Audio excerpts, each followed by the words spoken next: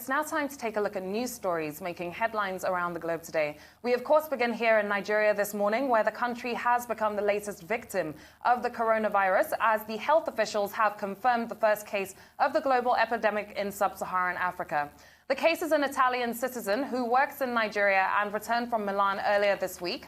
Authorities say that the patient is clinically stable with no serious symptoms and is being managed at the infectious disease hospital in Yaba, Lagos. The low number of cases across Africa, which has close economic links with China, of course, the epicenter of the deadly outbreak, has puzzled a lot of health specialists. Prior to the case in Nigeria, there had been just 2 cases across the continent in Egypt and Algeria. Yes, doctor. I mean, some very scary news for everyone to wake up to this morning to find out that COVID-19 is here. It raises a lot of questions. Of course, we've already spoken about Italy's poor handling of the case to begin with, the fact that they still can't trace their contact zero, so many people being scared of the virus coming from China, yet here we are and it has come in from Italy. And there are a lot of questions to be asked, but of course we also don't want to raise a panic for people, but people do have to be aware. What is your take on this latest development? Well, you'll recall that yesterday morning when we took on this same subject, we reviewed the statement by the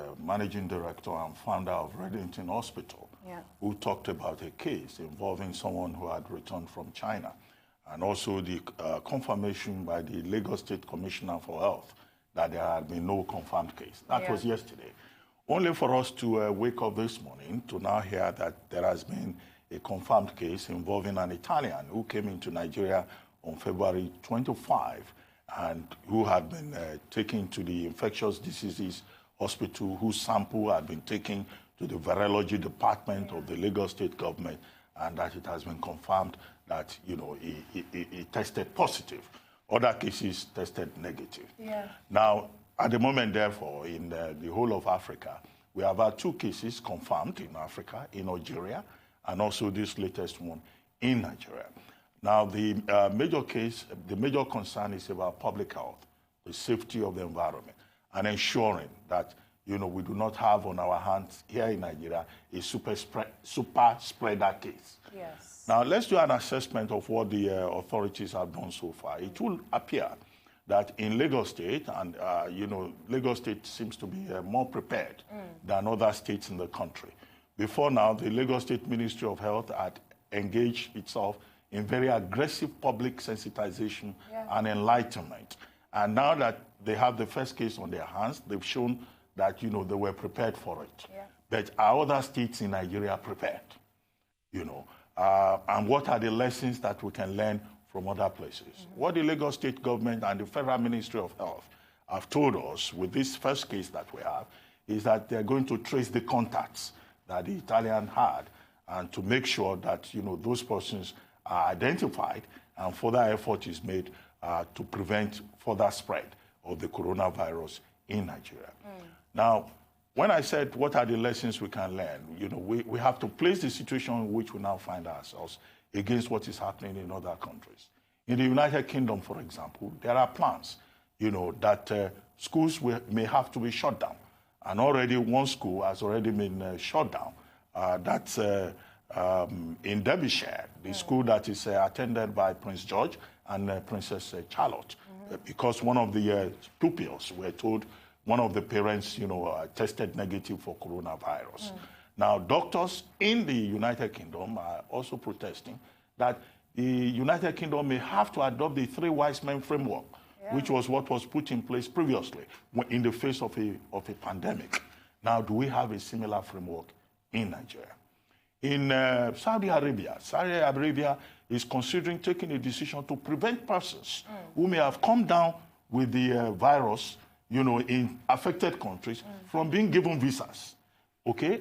Can Nigeria also, you know, now that we know that this is really a global pandemic, you know, now it's even more impactful outside China than even inside China. Can we also decide that those countries like Italy, like South Korea, maybe for a period, we will not allow their citizens to enter Nigeria? Now, 3, would the Nigerian authorities go a step further to also advise people? I see that a lot of sensitization is being done, even by the Federal Ministry of Health, the National Center for the Control of Diseases, even the statement that was issued by the Federal Ministry of Health and the Lagos State government, this advisory was still offered. But can they go a step further? Can we consider, as has been done in some other places, to say there should be no mass gatherings?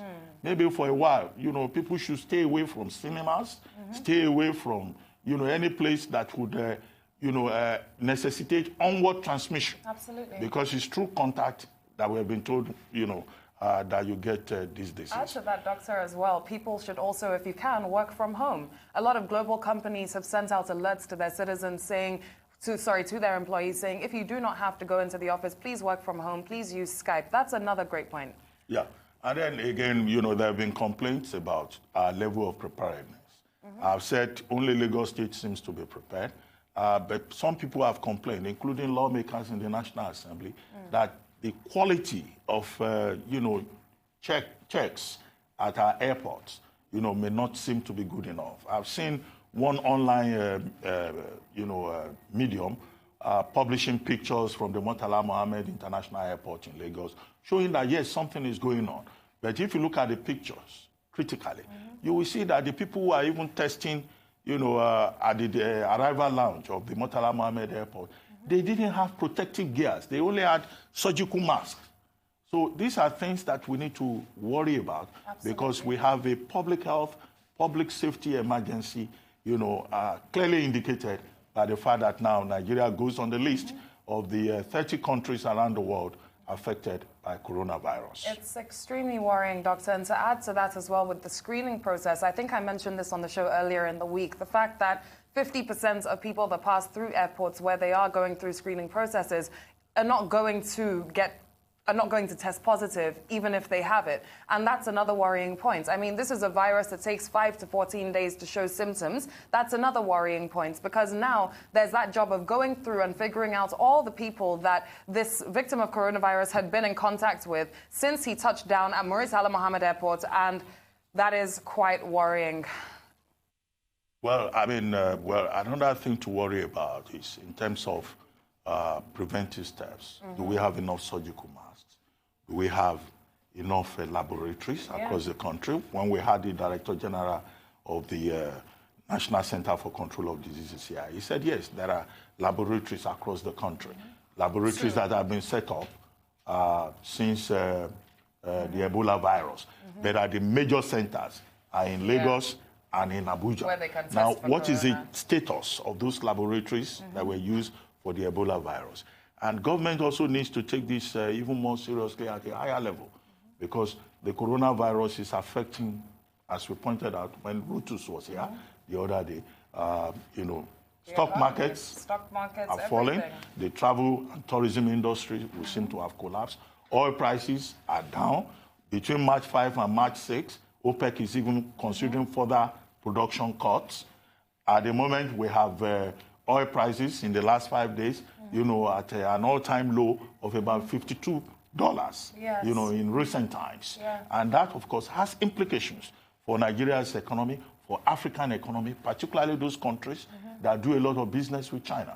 South Sudan, Angola. China buys about 1.0% of Nigerian oil. But anytime there is a drop in crude oil prices, Nigeria is affected. And we could lose up to about $500 million per month. So how do we, ensure budget performance? What are the steps that government should take? Certain steps that government has put in place, how do we ensure the integrity of those steps?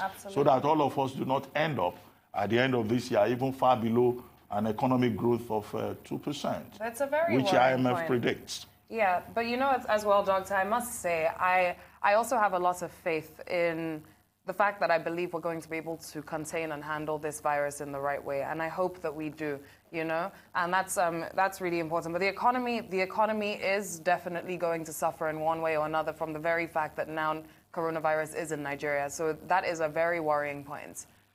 Well, let's be hopeful. Let's be as optimistic as President Donald Trump. And as well, if you do have any symptoms, it is said, don't just walk into a hospital. The NCDC have put numbers out that you can call, because at the end of the day, you don't want to ensure that this passes across to more people. Anyway, we do have to go on a quick commercial break now. And when we're back, Rota Sodiri will be here with the latest business headlines. Stay with us.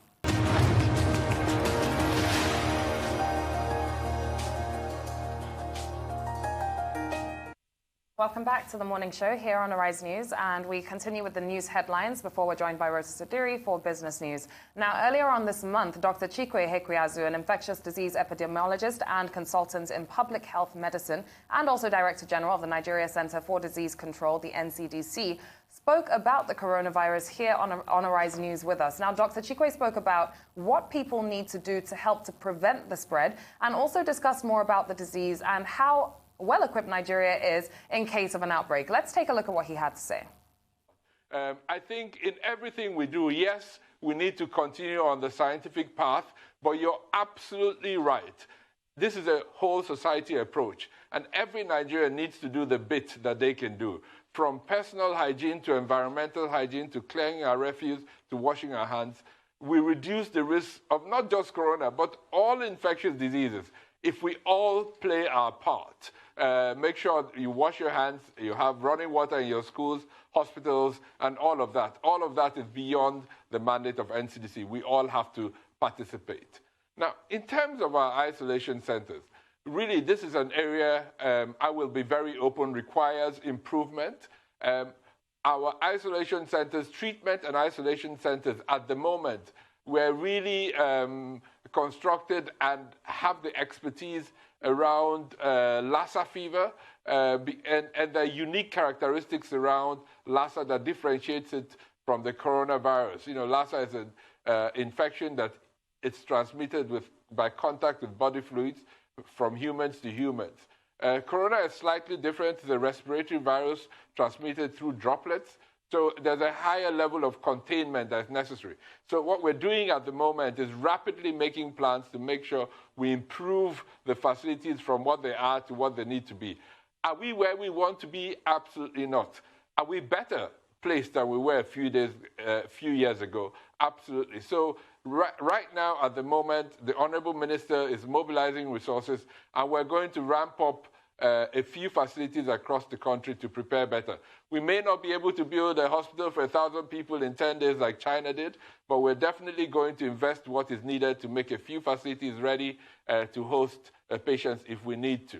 Personal protective equipment, gloves, all the other things that we need to keep healthcare workers safe when they're managing patients at risk. What we have is a strategic stockpile in specific locations. We need this because we know we have recurrent outbreaks apart from corona. So we do have a strategic stockpile. Now, given the new outbreak, we have to increase this stockpile significantly.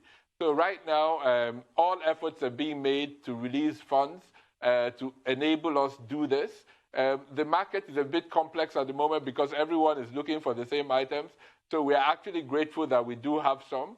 So what I can say is that we have enough to respond initially, and if we are faced with a situation of a significant increase in the number of cases, then we will need a lot more than we have. And efforts are going on at the moment as we speak to increase the strategic stockpile of medical countermeasures that we have as a country.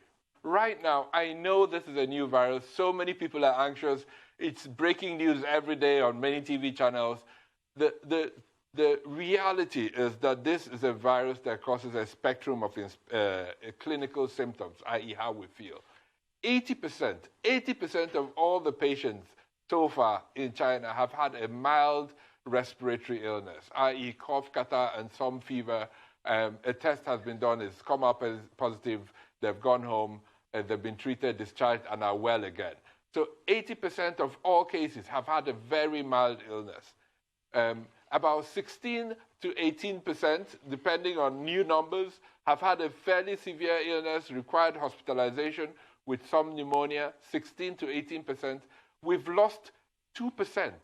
2% of all the cases, so only 2 out of 100 people that have this virus is still a lot, but compared to 98 that go home well, we have to put this into perspective.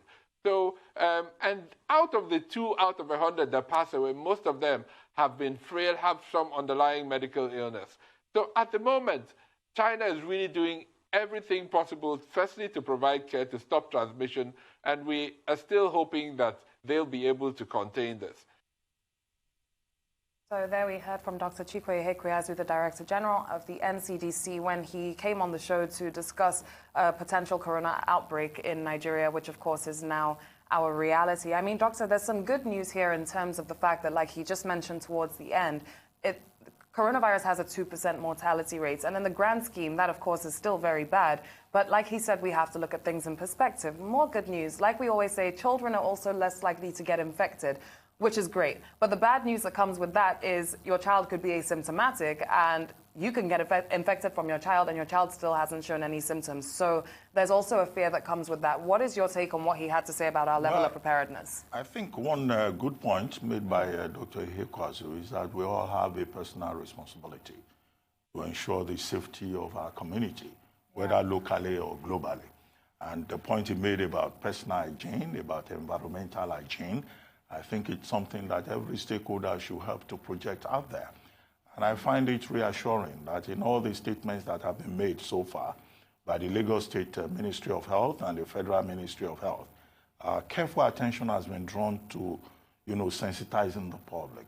We're required to wash our hands, particularly with sanitizers or alcohol-based, detergents every 20 seconds, if possible.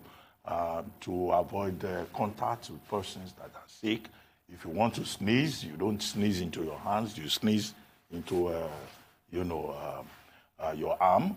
And then, of course, if you are sick, you stay at home. You don't go out and become an agent for unwanted transmission, or for depositing droplets everywhere, thus putting other people at risk. So I think that has to be done a lot more. I hear more about this in Lagos, and I still insist that this should be something that should be taken up, also by the governors in every state and by every media organ in every part of Nigeria, so that all of us can be properly enlightened. However, we face a public health crisis in Nigeria at this moment. Absolutely. Apart from coronavirus, you will recall that for about 2 months now, we have had issues with Lassa fever. Yes. And Lassa fever is also spreading at an alarming rate. In fact, one report that I read put the rate of the, of the spread of Lassa fever at about 17%. And that 27 states in the country have been affected, and over 120 deaths have been recorded. That in itself, is also another challenge. And in addition to that, the World Health Organization just disclosed that Nigeria has the highest rate of tuberculosis infections in the whole world. When you add to that, the fact that we are also ranking too high on cases of infant mortality, maternal morbidity, infant morbidity, then it means that, look, going forward, government really needs, while dealing with this immediate problem of Lassa fever and coronavirus, pay more attention to the emerging emergency in the health sector in Nigeria. Absolutely. I mean, this is a human development crisis that you've just described. Let's take another headline today in the news. Now, the Nigerian government has ordered a forensic audit of the operations of the electricity distribution companies, DISCOs, of course. Now, the decision was reached at the National Economic Council meeting chaired by Vice President Yemi Osinbajo on Thursday. Speaking with reporters at the end of the meeting, Philip Shaibu, the Deputy Governor of Edo State, said governors were asked to submit details of their investment in the DISCOs from 2013 till date. He also said that the Nasir El-Rufai-led ad hoc committee on power was given additional 2 months to audit the DISCOs over their alleged poor investment in the sector. In January, El-Rufai had said that the federal government spent 1.7 trillion naira on electricity in the past 3 years, without any significant result. And, Doctor, when you look at a figure like that, 1.7 trillion naira in the past 3 years, no matter where the argument is with regards to are the DISCOs doing their job, does the fault really lie with the DISCOs, the fact that that's what we've spent and there's nothing to account for is absolutely tragic. Well, I mean, I've commented, a number of times on this subject, but let's deal with the details. One, government wants to do a forensic audit as part of the outcome of the National Economic Council meeting that was held yesterday, chaired, of course, by the Vice President of Nigeria. Yeah. Now, what they want is they want audited accounts of the distribution companies to be sure, of course, that their claim that they are not making profit, they are not even breaking even, and that they are in dire financial situations, can be confirmed, ascertained, as it were. Now, that in itself, it doesn't conflict with any contractual, regulatory, or legal, obligation. Under the Companies and Allied Matters Act, companies are required to publish their audited accounts, on an annual basis, even on a monthly basis, if need be. So to that extent, there is nothing wrong in the forensic audit that is being talked about. But where the major problem lies is that, before I talk about the problem. Second, the governor of Kaduna State, Nasir El-Rufai, has been made the chair of a committee that will carry this audit. And that committee that is asking for 2 more months, that's beyond the deadline of March, is asking state governments, private individuals, other stakeholders to furnish that committee with information about the performance of the discos in the various, electricity ecosystems that we have across the country.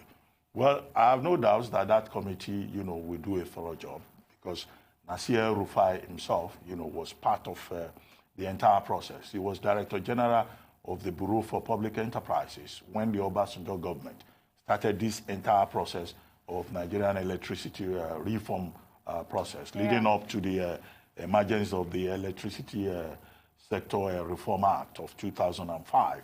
So he understands the issues.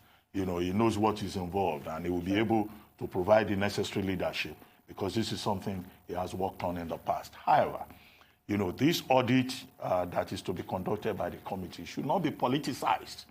If it is politicized, if it is reduced to an APC, PDP matter, then they will lose sight of the objective. Absolutely. Because if the original objective is to see an audit can be carried out to improve the sector, that will be fine. So, however, there are also issues with the regulator. The regulator should be regulating to improve the industry. But what we see is that the regulator has not been regulating to improve the industry. And there are questions about estimated billing, about metering, about the kind of policy somersaults that we have seen in the electricity sector. Absolutely. The committee should look into that and to see how concrete progress can be made beyond the populism of saying you are capping electricity bills. Because right now there's nothing progressive to account for. Anyway, we do have to go on a quick commercial break, and when we're back, we'll of course be taking on the latest headlines in business of today. Stay with us.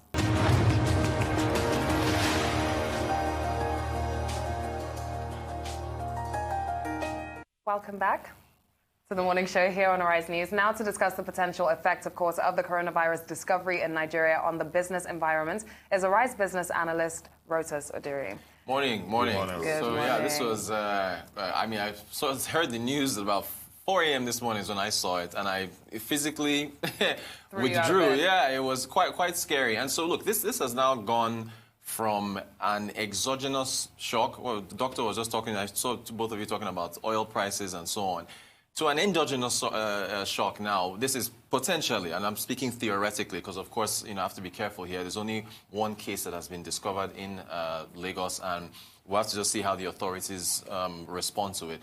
But if you think about the effects, the first thing I thought about doing when I heard this was, do I contact, human resources and our managing director and say, hey, look, should I be coming into the office today? Because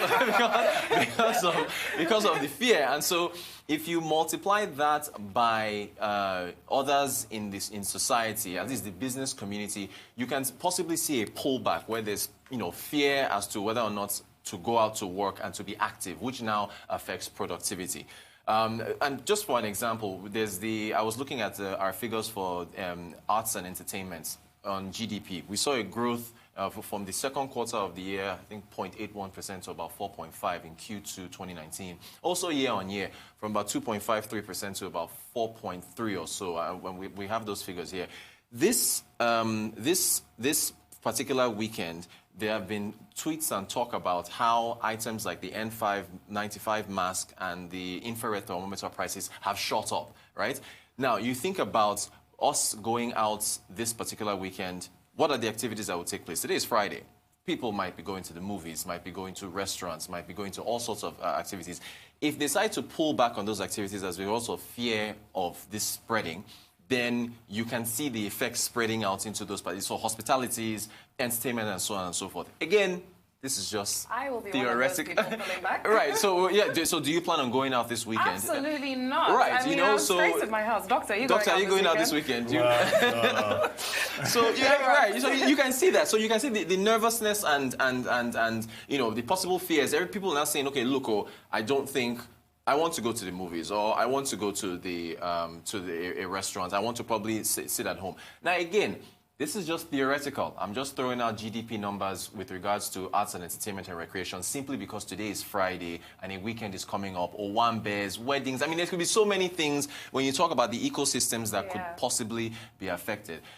Something else that someone did mention to me, which I didn't think about, was if you think about the outcome of the Okada ban, and now more people in clusters at bus stops, more people in clusters on buses. Okay, Rosas, now you're scared. Yeah, I know, but I'm just saying, again, you know, for our audience, this is theoretical. Right. Because on an Okada, it's just you and the driver. He's in front, you're behind, you know. But now, with more people waiting for transportation and so on, again, I have to emphasize this. The business community understands that this is just one case in, on this Italian that came in. There's no spread. This is just the theoretical psychological effect on activities going through the weekend and further. Because, as I've said, the prior talk has been an exogenous shock. The slowdown in demand in China, which, of course, has caused a slowdown in demand for oil around the world, which is affecting prices. But now this is now endogenous. It's inside. It's here now. And so how would the business activity react? I think we need to rely on lessons or examples from other jurisdictions. Now, in China, for example, it was not everybody that presented with a case that eventually died from it. Correct. You know, many were treated and they survived eventually. Even if in Italy there has been a case of a woman who was infected, she was treated and cured, and then later, she came down again with the COVID-19. So, as with the case of the gentleman in Lagos who is now in the infectious disease hospital, he may well survive it. Yes, of so course. It's not as if it's automatic. But, COVID-19 is causing a carnage in every sector, of the global economy, whether the travel or tourism industry or, on the stock market. We reviewed the stock market. I referred to when you brought the story a few days ago. Yes. Now, we should expect that, of course, in Nigeria, if you have coronavirus, there will be, casualties, there will be sectors that will be affected. But the panic, the fear that you refer to is not unusual. Even now in the whole of the United Kingdom, even the doctors, senior doctors, they have done a report. They are panicking. They're saying that they do not believe that the United Kingdom is prepared with about 13 cases already confirmed, across the United Kingdom. And with the authorities saying, no, we are prepared.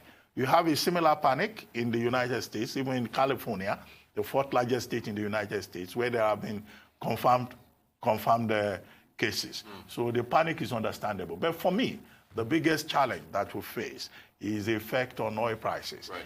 And all the fundamentals of our budget 2020, they are all around commodities. Right. So resource-based economies in Africa are particularly threatened. And if our economy, Brent crude continues to sell at below $57, then that throws the entire, equation, overboard. Right. And we just hope that the presidency, the relevant agencies will begin to think creatively about how to rescue the economy. There is a plan to do a 3.3 billion euro bond, to issue it. There is the Deep Offshore Basin Act. There is the Finance Act. So let's see whether all of that will help Nigeria to survive at the economic level. And then we have to do the needful at the level of ensuring public safety. Absolutely. Rosas, thank you. Thank you so much. TJ, Thank you very have much. a good weekend. Don't panic. Don't panic. Come to work tomorrow. Don't go out. And we'll go on a quick break now. When we're back, we'll be joined by Aaron Akerijola for the latest sports headlines. Stay with us.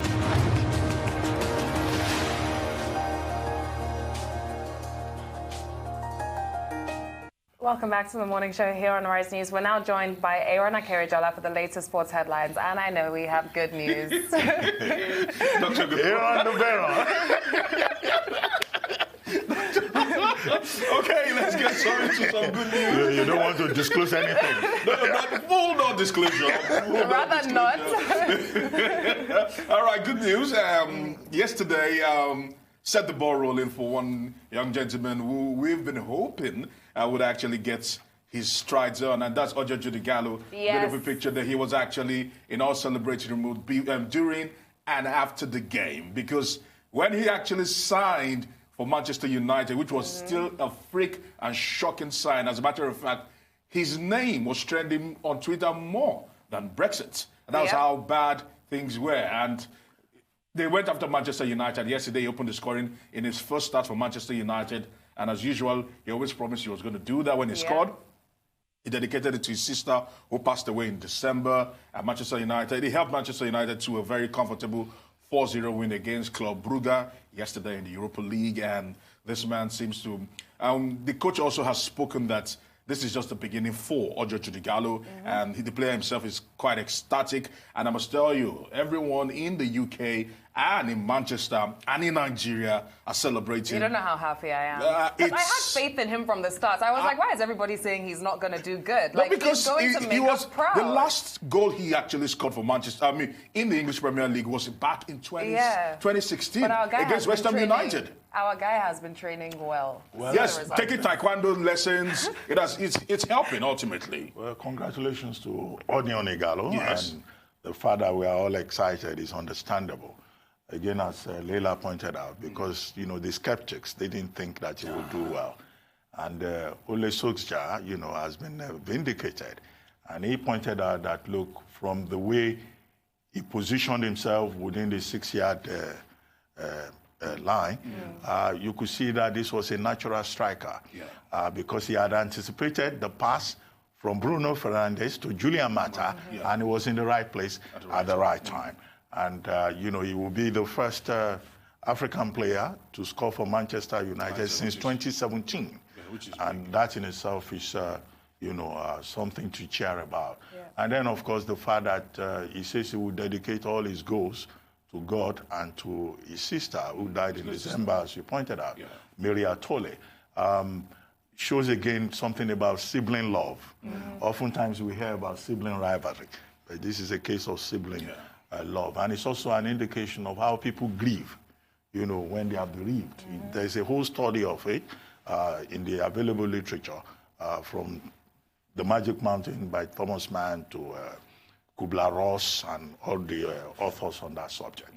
However, I think that the man of the match, really, is Bruno Fernandes.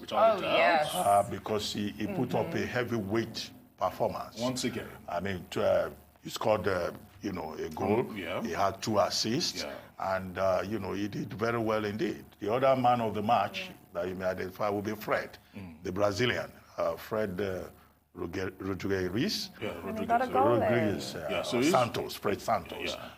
Who scored 2 goals, towards the end of the match. And the coach said, well, he had thought he would never score a goal, which is because the last time he scored a goal was far back in 2018. And then yesterday, he also put up a sterling performance. So whatever happens, Manchester United seems like they're recovering. Definitely. After a period of lackluster performance. Whether they will ever get to the dizzy heights of Sir Alex Ferguson is left to be seen. But these are positives. No, of course I'm going to say that. But these are very positive signs, But these are very positive signs, I must say. And we are hoping that Ojo Judigallo, because Anthony Martial was actually ruled out of the game on Wednesday because of injury. So that might just open the door for Ojo Judigallo. We are hoping he gets to start against Everton on Sunday. And if he does that, gets a goal, and everyone will celebrate once again. Because Anthony Martial has been ruled unfit, even for the Everton encounter. So, all right. Thank you. Okay, Thank you very much. much. Always a pleasure. Have a great weekend.